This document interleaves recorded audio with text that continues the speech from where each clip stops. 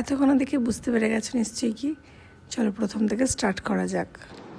তো আজকে হচ্ছে দিব্যর জন্মদিন। তো এখন প্রায় রাত কটা বাজে? এখন বাজে প্রায় রাত এই তো 11:59।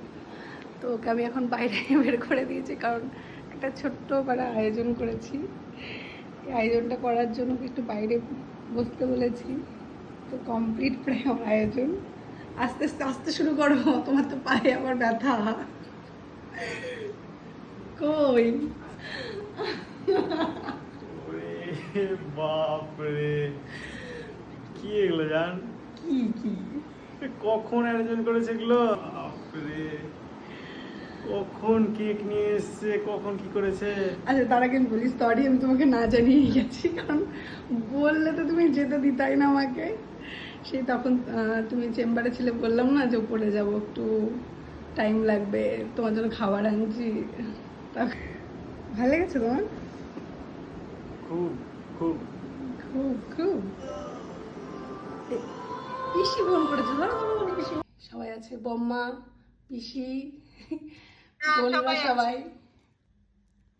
নাও শুরু করো। ফুদাও ফুদাও ফুদাও ফুদাও। থ্যাংক ইউ জান, থ্যাংক ইউ, নাও থ্যাংক ইউ জান, শুভ জন্মদিন। Thank you. মানে আমার মানে সব থেকে বেস্ট বার্থডে। হ্যাঁ হ্যাঁ দি, এটা আমার সব থেকে বেস্ট বার্থডে গিফট। হ্যাঁ দাও দিব। দাঁড়াও, না হা করো। এই যে বাবারে বাবা।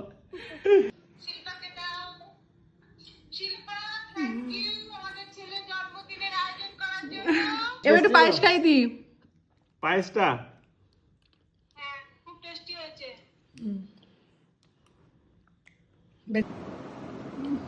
দারুণ হয়েছে, সত্যি অসাধারণ। মানে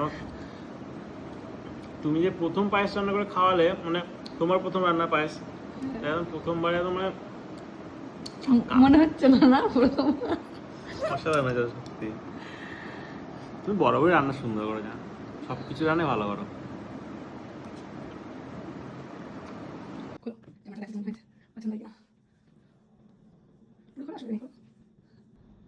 দারুণ হয়েছে, দারুণ দারুণ।